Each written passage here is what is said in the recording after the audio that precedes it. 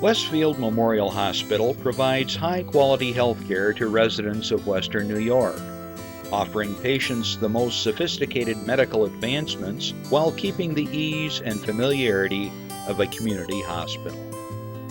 Support for Chautauqua Sunrise has been provided by WRFA 107.9 FM, Jamestown's public radio station, streaming online 24/7 at WRFALP.com. Low power to the people. Chautauqua Sunrise is made possible by a grant from Fredonia Place, a continuing care retirement community providing dignity in a modern luxury environment. Meter's Restaurant, a family tradition for over 50 years in downtown Ripley, is a proud supporter of Chautauqua Sunrise. Meter's provides all-day dining, banquet services, and custom catering, specializing in pie. Funding for Chautauqua Sunrise is provided in part by the Chautauqua County Industrial Development Agency, with offices in Jamestown, Dunkirk, and Westfield, helping businesses to prosper throughout Chautauqua County. The Chautauqua Center. Are you looking for affordable medical, dental, or counseling services? The Chautauqua Center is always accepting new patients at their Jamestown and Dunkirk locations. They offer discounted prescriptions and accept all insurances.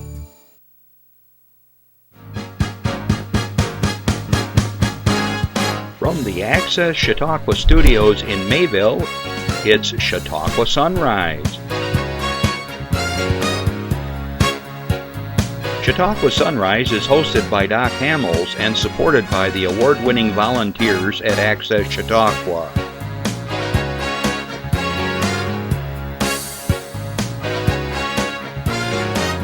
We are here to share local news, colorful interviews, and events of interest to everyone. Chautauqua Sunrise is broadcast live Saturday mornings each week from 9 to 10 a.m. Send events via email or call us live. Check us out on YouTube and Facebook. And now, from the Access Chautauqua Studios, it's Chautauqua Sunrise. Good morning, everybody, and welcome to Chautauqua Sunrise. I'm Doc Hamels, and we got an interesting show in store for you. But first of all, happy Halloween. The guys have all kinds of ghoulish, crazy-looking things here on the set for me. So I hope you're having a great morning. Also want to say hello to the world. We're streaming live, as far as I know, and want to say give a shout-out to Cor in the Netherlands, who was watching last week.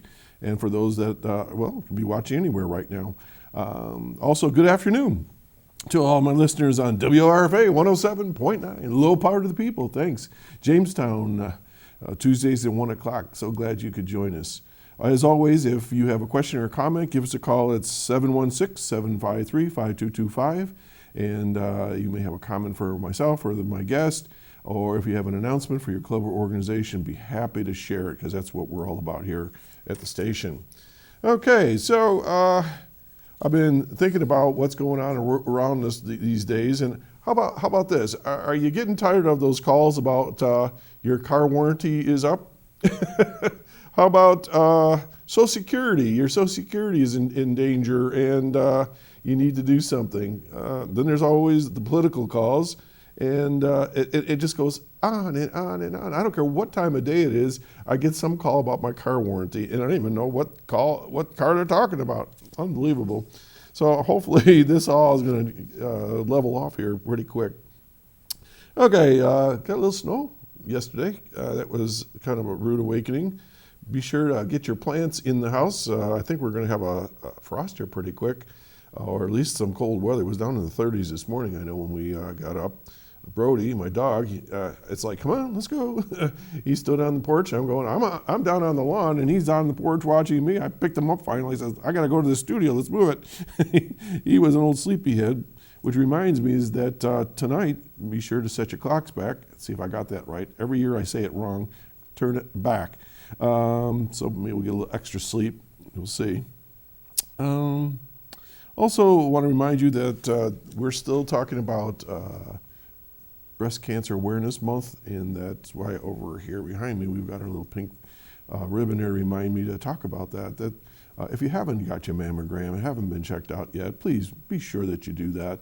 And our friends at the Chautauqua Center are happy to help you. They've got their program going on, and then of course we also have over at the Westfield Memorial Hospital, they're doing mammograms, and they're going to give you a shower card as part of the deal to remind you how to check and do a self-examination for any potential issues you have. Men and women, as we talk about. Also this month is Domestic Violence Awareness Month, and we had Diana Butcher on here earlier this year. We were talking from the Salvation Army, a new program, and these times are tough, a lot of pressure on a lot of people, and sometimes we need a little extra help. So if you have any issues, be sure to give the Salvation Army a call. I promised myself and the team that I was going to give a little special attention to some of the great photographs that we have here in the studio.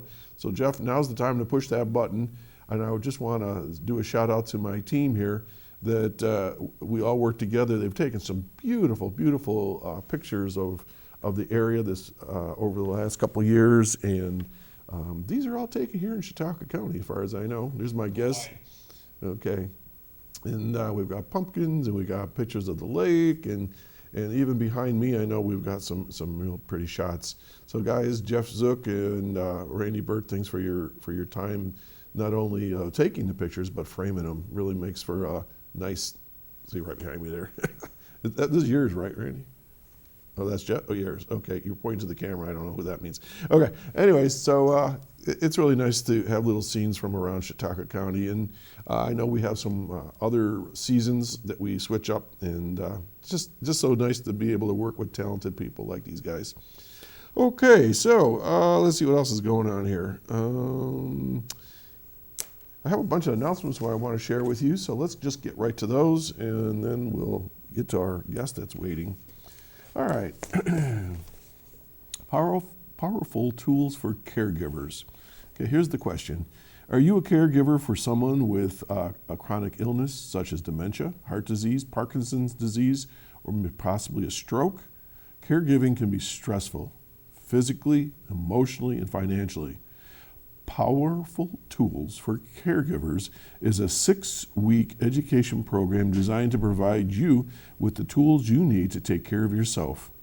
In this virtual class, you will learn tools and techniques that will help you to do the following: reduce stress, improve self-confidence, better communicate your feelings, balance your life, improve self-reliance, locate helpful resources.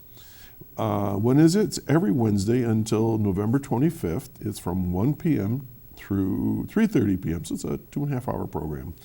Pre-registration is required, and if you want, you can give Chautauqua opportunities to call at 366-3335, extension 1236. Again, 366-3335, extension 1236. Or you can call New York Connects, 716-753-4582. Again, 753-4582. And I'm assuming they're doing this by Zoom. Okay, class sizes are limited, but a lot of us are in that situation where we're dealing with older family members or our spouses or even, other members of our family, and it's pretty tough on you. So don't do it alone. Get some help. Okay, this next one is more of an announcement to share some good news. One of our sponsors, which is the Industrial Development Agency of Chautauqua County, also known as CCIDA, they got an award of $5.7 million in this federal EDA funding, first round of funding loans to be made to businesses and not-profits to aid in this economic recovery as a result of COVID.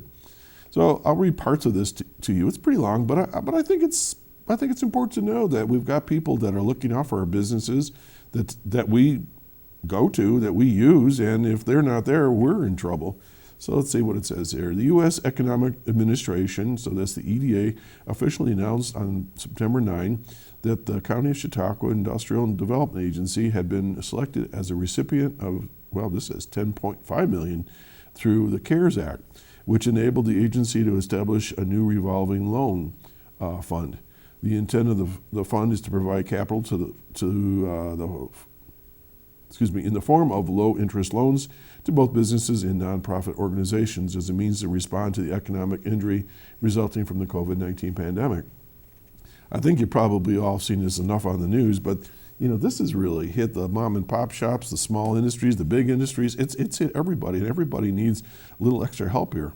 With the intent of distributing the funding across many sectors and do it in an equitable manner, the IDA decided to establish target budgets by sector and to deploy the funding in at least 3 rounds.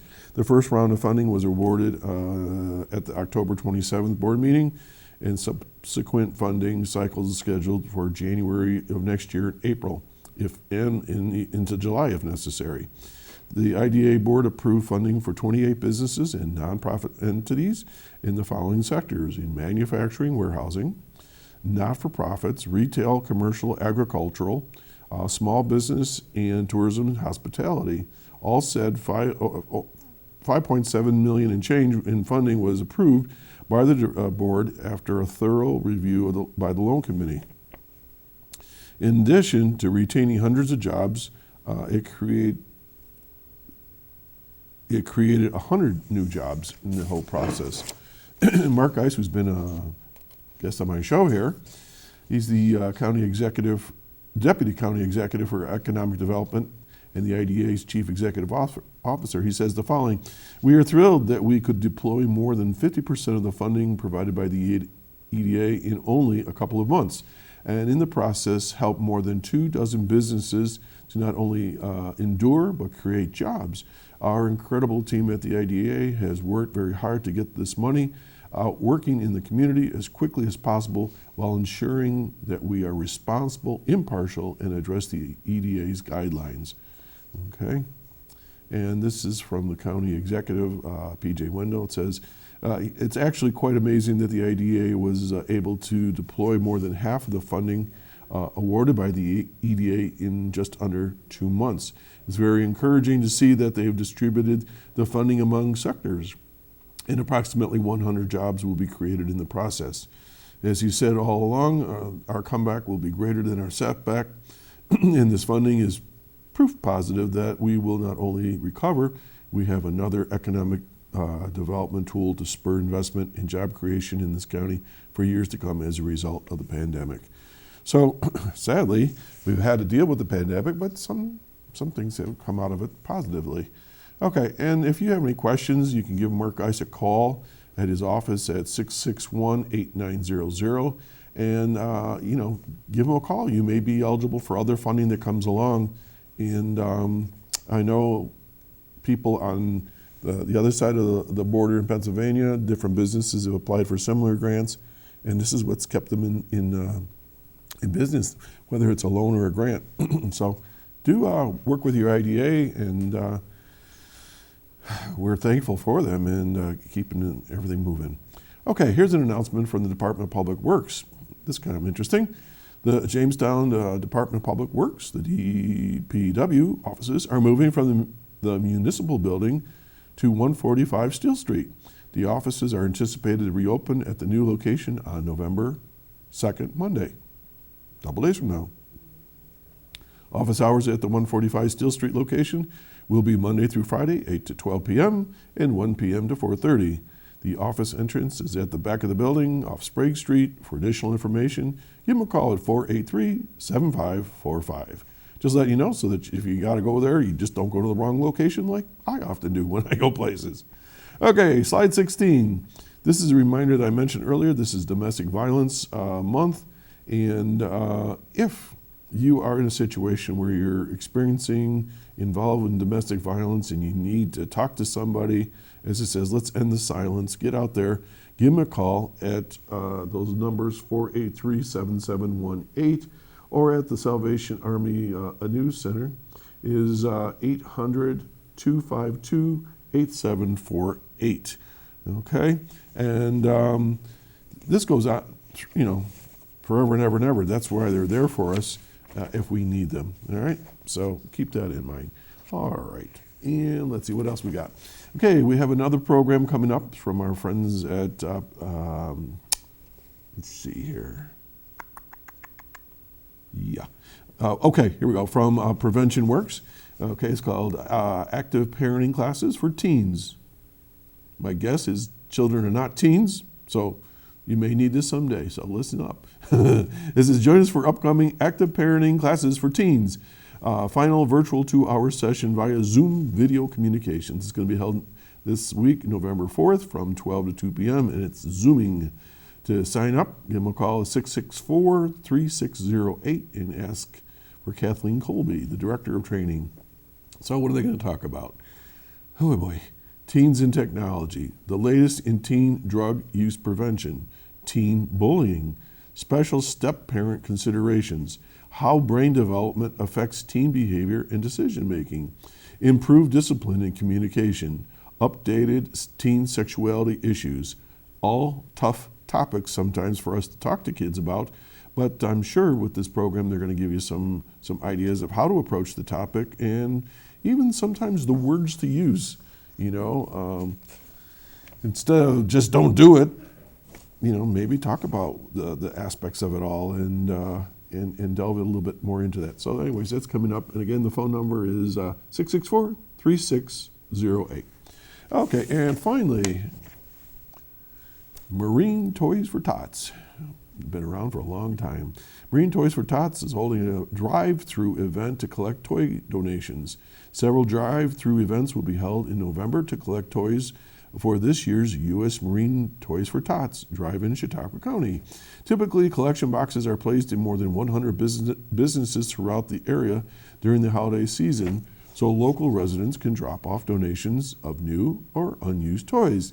Because of the virus, there will be not as many collection boxes this year.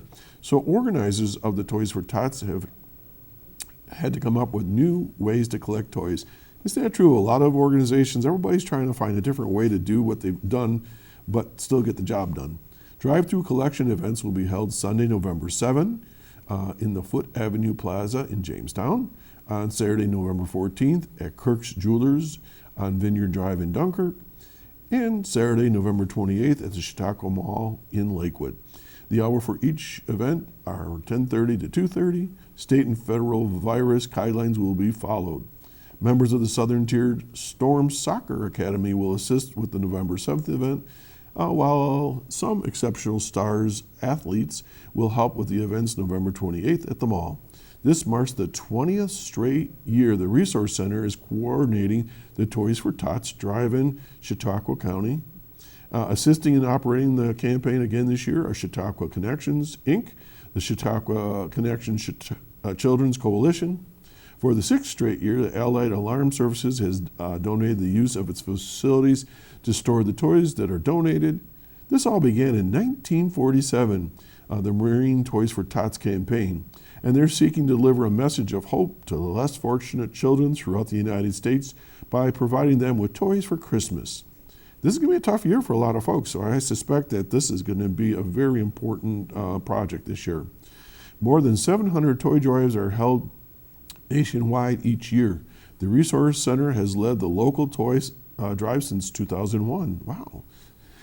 Last year, 3,289 Chautauqua County children received gifts. Let me say that number again, 3,289. Wow. This year, applications must be submitted online, and you go to jamestown-ny.toysfortots.org. Okay, and one more time, jamestown-ny.toysfortots.org. Children age 17 and younger whose families meet household income guidelines are eligible for assistance through Toys for Tots. Families may apply for toys until December 13th. For agencies, community groups, and schools, applications will be closing December 4. The Resource Center's primary mission is supporting people with special needs. While many people with disabilities benefit from Toys for Tots each year, the Resource Center also coordinates the annual toy drive in order to give back to the community. Through the Resource Center, Chautauqua Connections and the Connections Children's Coalition, they organize the toy campaign and have support from area residents and businesses, which makes it a huge success. Of course, cash donations are always welcome as the money is used to buy gifts for children in age groups that we typically do not receive a lot of donations. People can donate via the Toys for Tots website, or they can mail a check made payable to Toys for Tots to the Resource Center at 200 Dunham Avenue, Jamestown, New York. Updates on the toy drive can be found by visiting the Chautauqua County, New York Toys for Tots 2020 Facebook page. So folks, we're in the throes of the holidays, and we'll be talking more about it as we go along. We'll take a little break, and we'll be right back.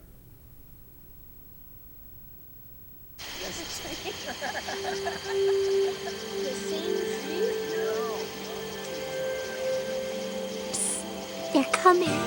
Places, everybody. Light check. 1, 2, 1, 2. Everything looks good on our end. And lights. Come alive with the forest. Visit discovertheforest.org to find a forest near you. Okay, today we're welcoming back for the third time an individual I know, Ryan Calalesina, who's from Solar Liberty, and we're going to be talking about solar energy in general, and primarily residential, right? Sure. Okay. Whatever you want to talk Whatever about. I want to talk about. Ryan, since you and I met years ago, I think through my brother, I guess he worked with you or somebody originally. He kind of talked me into at least looking into solar energy, and we've had some good conversations. And I've been watching the news, and especially the local newspapers, and it seems to me that I'm seeing the term solar energy popping up in a lot of different places more than ever. And I'm not here to steal your thunder, but I know I see Solar Liberty's name in the paper quite often. The reason why I have you on today is I want to continue the education that we've been doing here on the show with all topics, and solar energy is one of those that I thought would be of interest to folks, and they may have some questions. Okay, absolutely. So before we get there, people don't know you maybe, and I thought maybe you'd like to tell the folks a little bit about yourself and how you got involved with the company and all that. Sure. So I'm actually a Chautauqua County native. I grew up in Lakewood. My Just parents down the still road. live there, Uh-huh. right? So, and even the owners of our company are from Jamestown. So we're really, our roots are all from Chautauqua So, and County. who are the owners? Adam and Nathan Rizzo. Mm-hmm. So they're from Jamestown, and they started their business 18 years ago. Wow. I've been with them. It'll be 10 years in March. So I've been there quite a long time.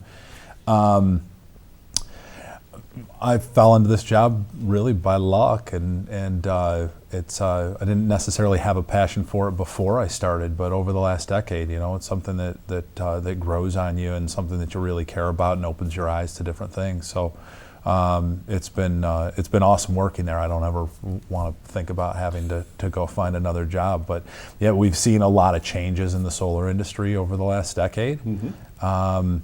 And I'm just happy to be a part of it. So hopefully it continues moving in the right direction. It is getting bigger and bigger and bigger, and we're looking forward to a really bright future. No pun intended. But, again, before we get too far into this, it's my daughter's 6th birthday tomorrow, so I have to say happy birthday, Emmy. We'll have a big party. She in first grade?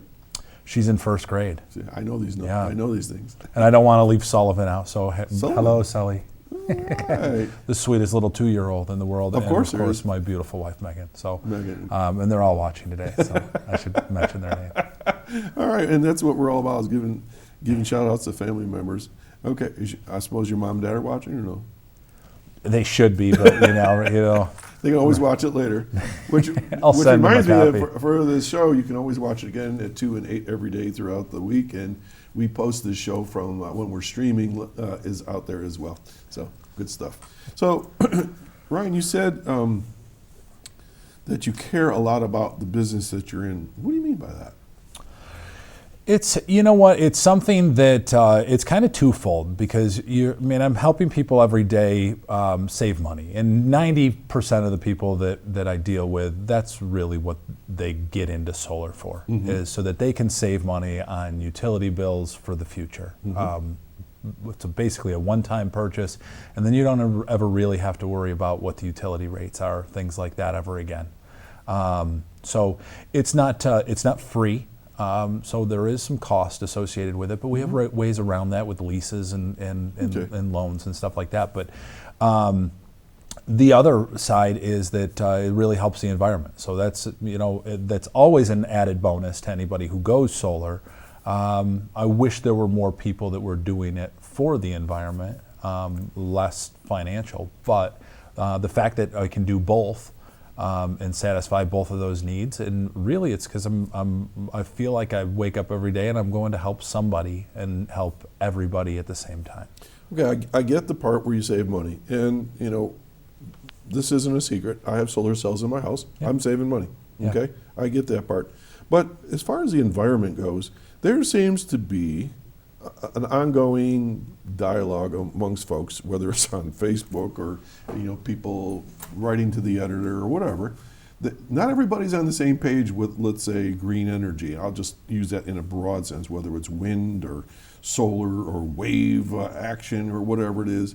So what do you say to those folks? I mean, you're gonna, if you believe everything that you read on Facebook or believe everything that you Google and things like that, you may end up going down a rabbit hole and finding out that solar panels aren't grown from the ground. Yeah, it's a manufacturing process to make them.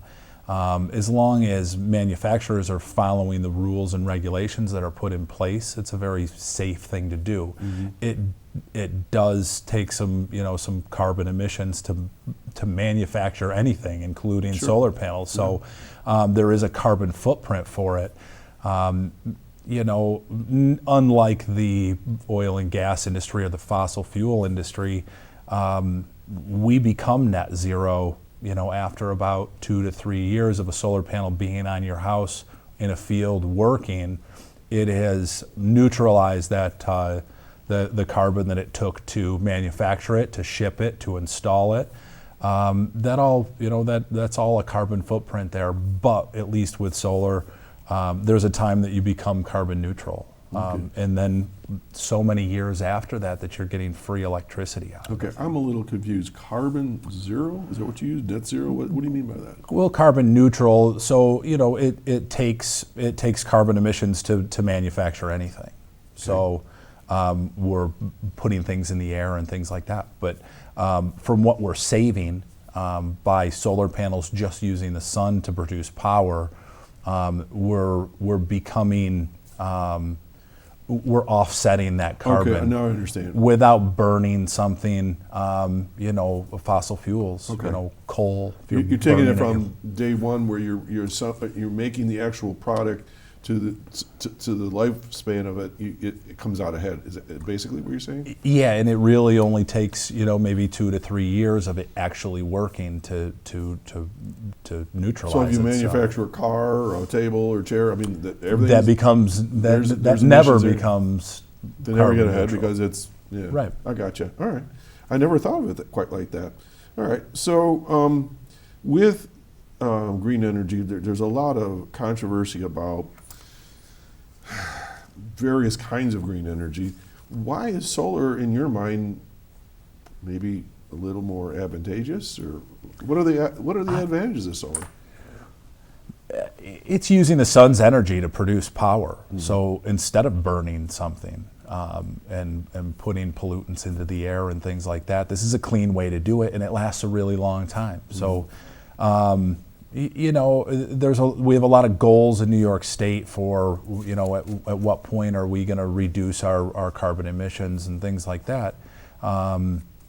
It's good to work towards those goals. I don't know if we'll ever completely get rid of fossil fuels. I don't know, I'm not a scientist and I can't see the future, so I don't know where it's going to bring us. But more renewables and less fossil fuels is definitely good for the environment, whether you believe in that kind of thing or not. It just makes more sense to use the sun that's not going anywhere to produce power for us.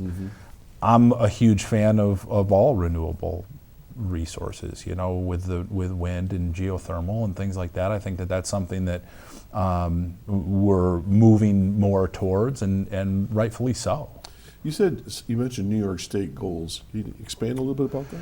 Yeah, I don't know if I'm going to get this right or not, but I believe that by 2050 we want to be 80% renewable. So that means a huge cut in fossil fuels. It's a really hefty goal to try to get there. But if we can, what's that mean? It means cleaner air to breathe, less pollutants in the environment. Okay, we have a phone call. You ready? Great. All right, good morning, caller. Good morning, Doc. Hi, it's Karen Engstrom. Hi, Karen. And I don't know if you've been talking about the Ripley South Solar project yet? No, we're just talking residential here, just okay. little things. So residential is very different from the photovoltaic industrial Right. That's why we're solar deal. pretty much focused on residential. Okay, well, as you know, hundreds of residents of our town, of your town, I'm just a neighbor, but I do live near Ripley and enjoy it, of your town, Ripley, are very much opposed to the proposed 4,000-acre South Ripley solar, and in this case it includes a giant lithium battery storage facility also.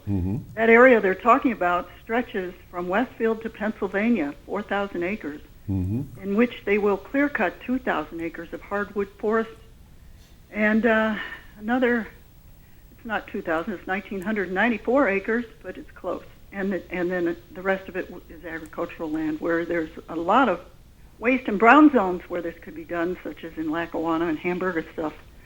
So I'd like to quote Senator George Borrello on industrial solar, if I may, and he describes these projects as an industrial wasteland that can only be perpetrated on the poor rural communities of upstate New York, where 90% of our energy production is already emission-free. He describes these industrial solar projects and others like it in western New York as only as green as the money that's going into the pockets of special interest groups. And he has even said that it's such a big scam that it reaches to the highest levels of Governor Cuomo's crony capitalism. Cuomo's new Green Deal. Green New Deal. So I was very impressed with the people that showed up at the legislature on Wednesday night from Ripley. The fire department came and the residents came, and they expressed their concerns for this, probably the biggest solar array east of the Mississippi. And we are, of course, as Mr. Wendell, the county executive, says, we only get 7 to 12% out of those industrial solar panels. So if you have 4,000 acres and you're claiming 200 megawatts, you're not getting anywhere near that because of the conditions of our access to sunlight, which is at the 42nd parallel. The only place you get good results from solar panels is at the 35th parallel and below, because there just isn't enough sun up here. And the European Energy Commission has stated that above the 35th parallel, they get a net energy loss. That's what they're discovering in Europe now. So anyway, my question. Yes. How can the destruction of thousands of acres of agriculture and forest land for these projects, these industrial projects, be justified, considering that trees and foliage and farmland are excellent carbon sinks that will be eliminated?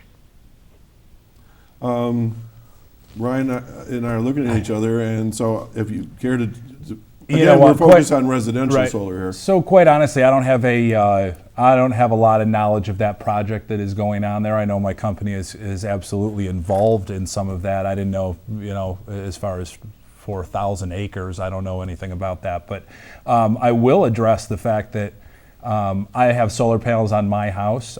Doc has them on his. We get plenty of sunlight here. I don't know where 7% or where these numbers come from. We use real data, and we use real sunlight data to come up with power production estimates. I'm not here to tell you that we're going to produce as much as they would in California, but it's most certainly viable.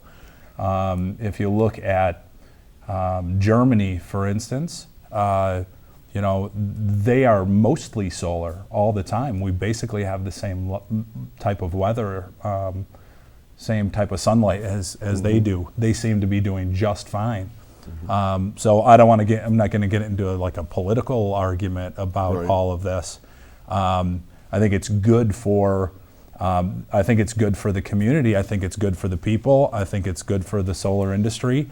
And I think that whatever we can do to move away from fossil fuels is a great thing. And I guess I don't really know where else to go with that. I didn't do a bunch of research on the Ripley project before I came here. And we're talking residential. Yeah. That's more of a commercial. Okay, Karen? Right. That wasn't on your programming. I wasn't sure who this person was. Right. So, yeah, well, Germany has been forced to create many more coal energy facilities to back up the solar, and the solar doesn't represent a great amount, and their emissions have increased because the backup generation has increased in order to keep their grid from collapsing. The commissioner in California says his situation there is collapsing because of the over-dependence on solar and wind, and that if they don't have backup, they will collapse. The system will collapse not just in California, but across the West. We've been seeing those brownouts and blackouts in California, and that's the reason.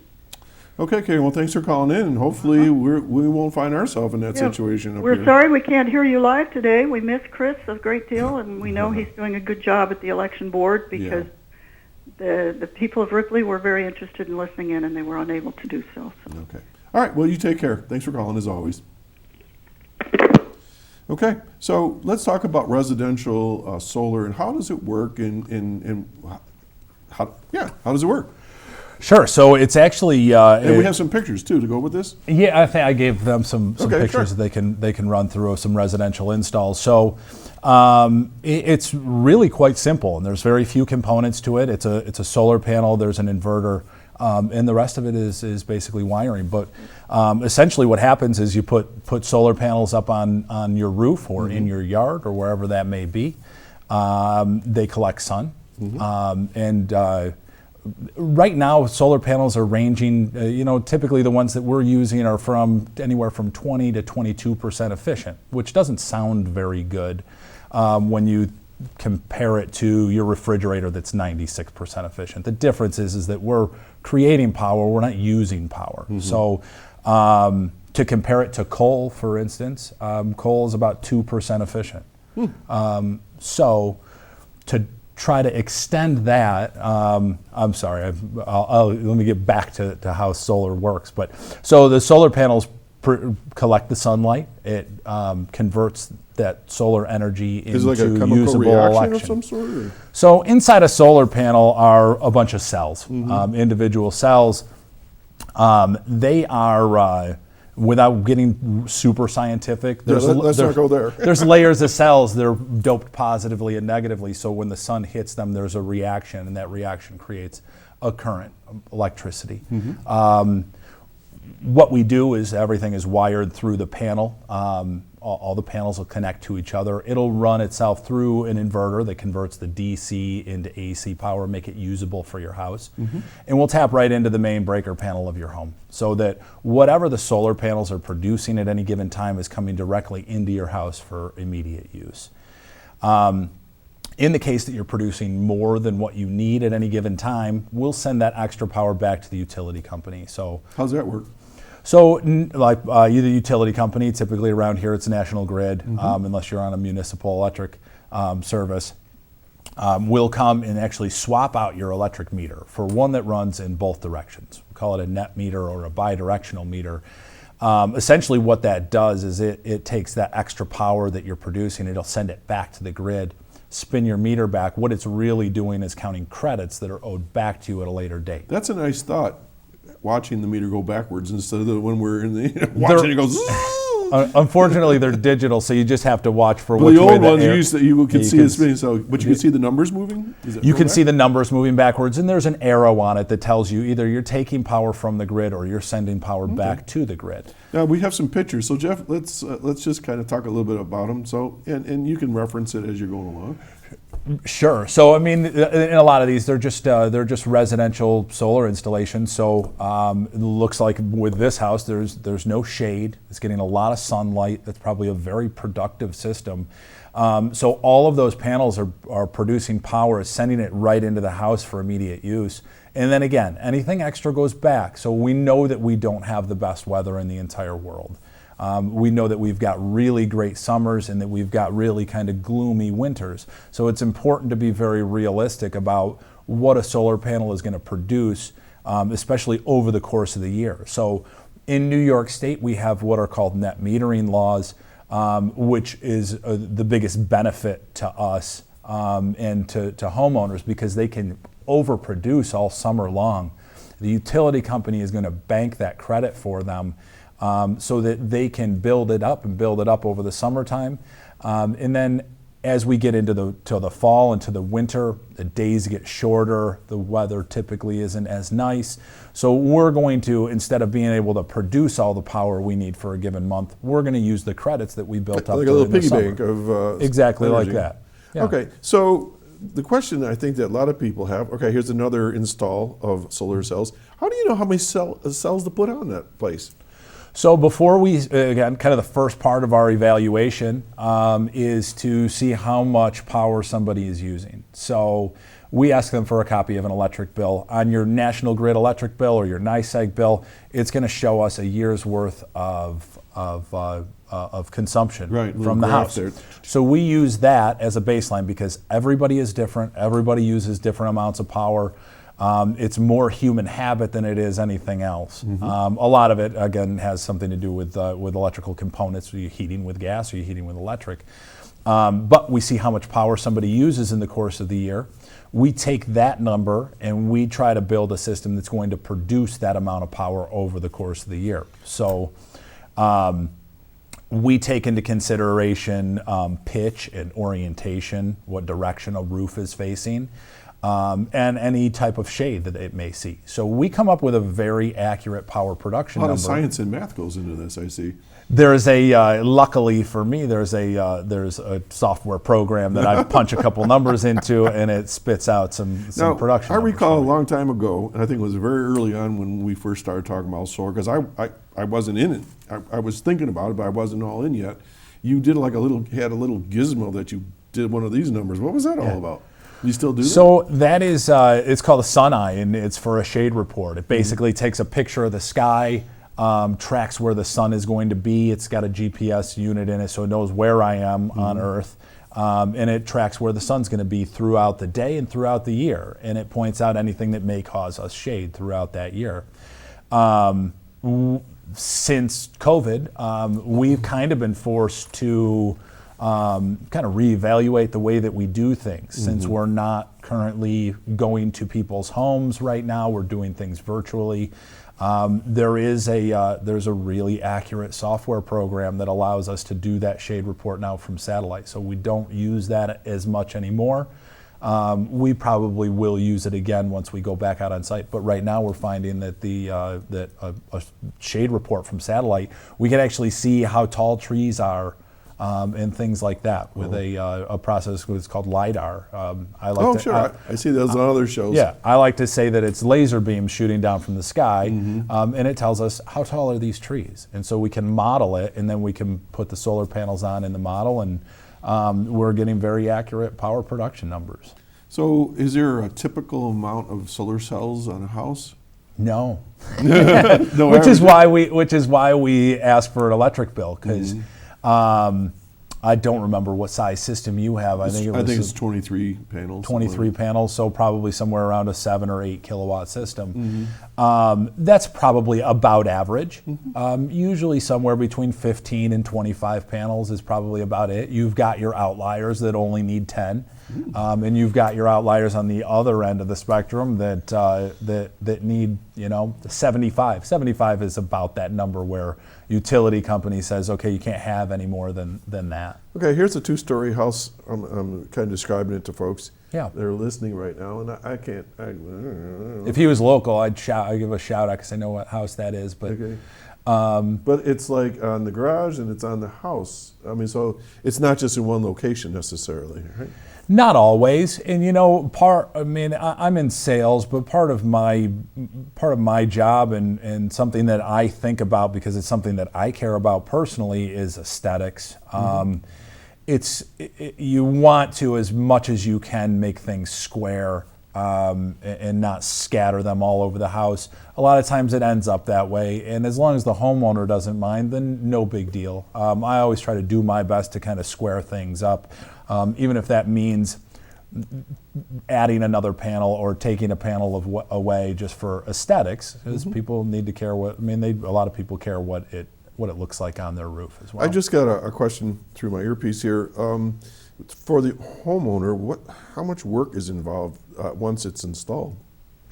That's the beauty of solar, is that there's no moving parts. There's no maintenance to it.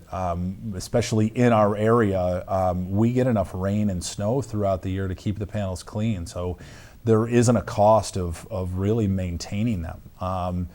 We typically stick with a really high quality solar panel that's got a really good warranty to it.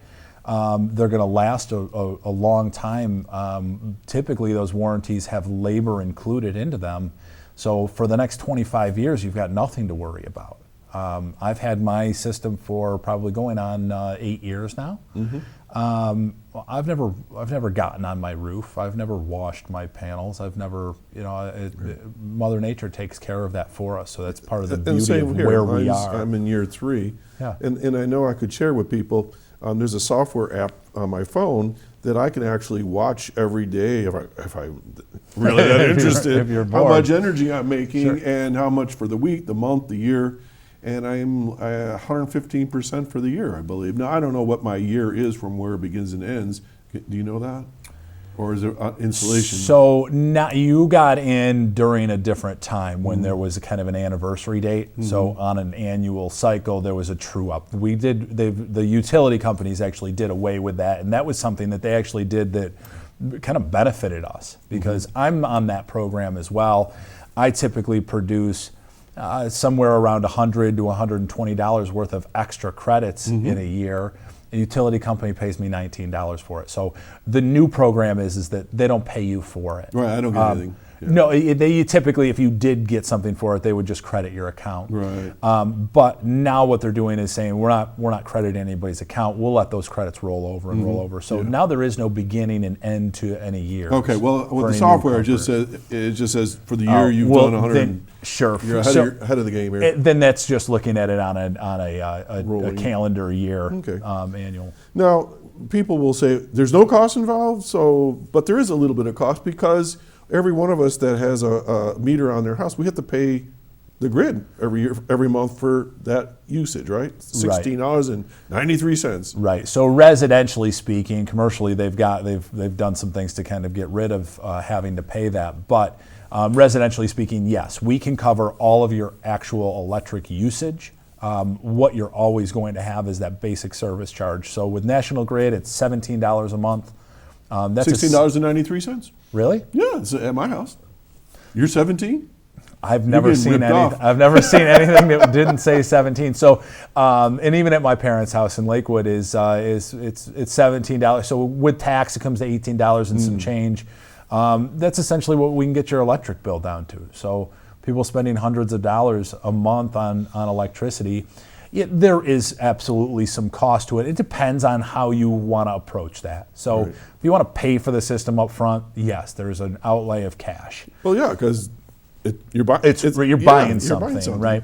The nice thing is that there's a payback to it versus what you're basically renting electricity with the utility company, paying month to month to month, and whatever rates they decide they want to charge you.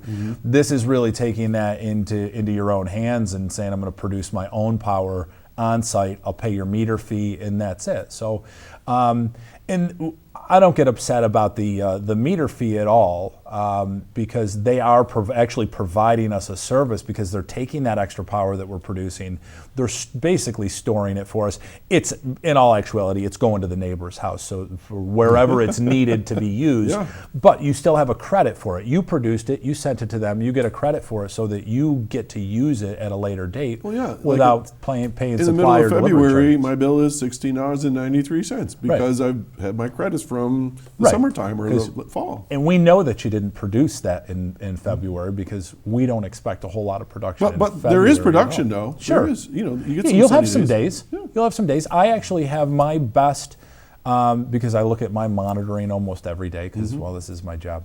But there are the best days that I have, single days, all come in March. They're cool, crisp days. So there's a misconception out there that the warmer it is, the better solar panels work, and it's just not true. They prefer to be between 40 and 80 degrees. So in the middle of March, if you have you got a 45, 50 degree day and the blue sky, that's when they're at their best, and that's when they're at their most efficient. Okay, cool. Cummins engine, they put in a big system, right? Huge. How many? Well, what's huge? Huge. I say huge. At the time, it was huge. So that's a 2 megawatt project. I believe there's about 7,000 solar panels up on their roof. Wow. That's quite a facility there. With as big as it is, 7,000 panels really only covered about half of the roof. And as far as that is a well-oiled machine that is always working and always using power, and they use a ton of power. Right. So it's not like that's offsetting all of their needs, or even a good portion of their needs. It's helping keep costs down. It is, and it's kind of a drop in the bucket for them, but it's them making a statement that this is something that's important to us. This is something that should be important to the community. Less emissions. There's a lot less emissions. Karen, who called in, she talked about lithium battery storage. Do they have lithium battery storage there? They don't. Okay, so theirs is just like a house then. Yeah, and it's almost battery storage has become kind of a hot thing here over the past year or so. With Tesla, anything Tesla does just gets a lot of exposure. So Tesla putting out their Powerwall, which is a home battery. Panasonic makes one, SunPower. I mean, there's a million of them. Generac has just come out with one that's a really, top of the line. That allows people to have some backup power. If the power goes out from the utility company, typically a solar panel in the system would shut itself down for safety reasons, electric code reasons, things like that. But with a battery there, the battery is fully charged. It makes sure of that. So when your power goes out, your battery kicks on. It keeps your solar panels online so that they can continue to recharge that battery. So without it being recharged, usually a battery is going to last you about a day, maybe a little bit less. And we usually just set it up to your critical loads, the things that you need to have on in the time of a power outage. With the solar continuing to work, it could, essentially, if the weather is right, it continue to last for a really long time. Okay, so that's sort of the new thing that's come into because you and I didn't talk about this, as I recall, in the past. No, and you know what? It's a conversation that's starting to happen more and more often now.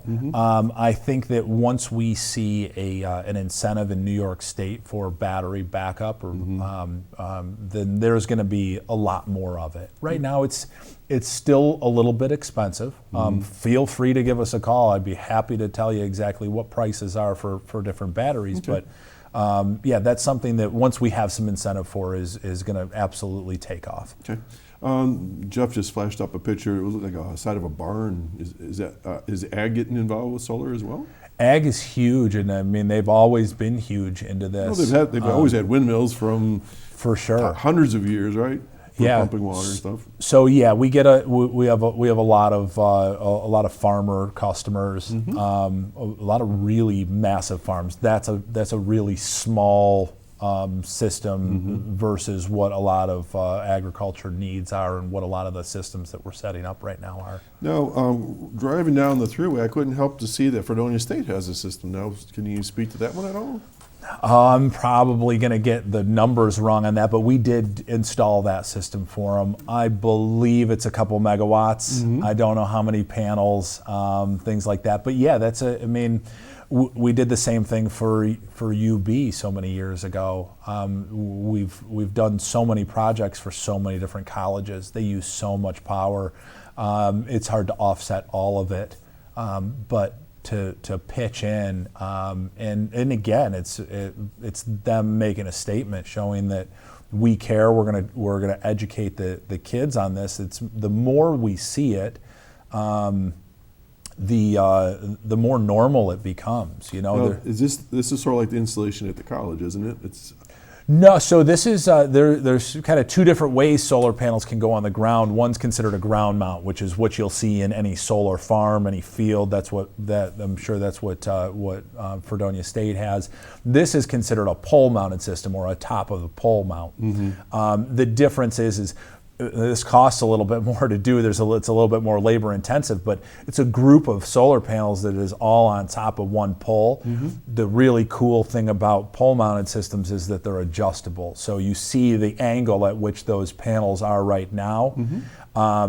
There's a hand crank on that pole so that you can adjust the pitch of them for different times of the year. Oh, wow. So you can get 10 to 12% more power production out of it if you change it 3 or 4 times over the course of the year, so that it's getting more direct sunlight. It doesn't track there's nothing moving on it. It's all a manual crank. Okay, hang on a minute. We got another phone call. Good morning, caller. Good morning, Doc. Good morning, Brian. This is Linda calling from the Senior Employment Program. Brian, I think solar energy is wonderful. It's a magnificent use of our natural resources. Thank you. Your call's a breath of fresh air. I wish there were more sun out there this morning. Too many ultraviolet, though.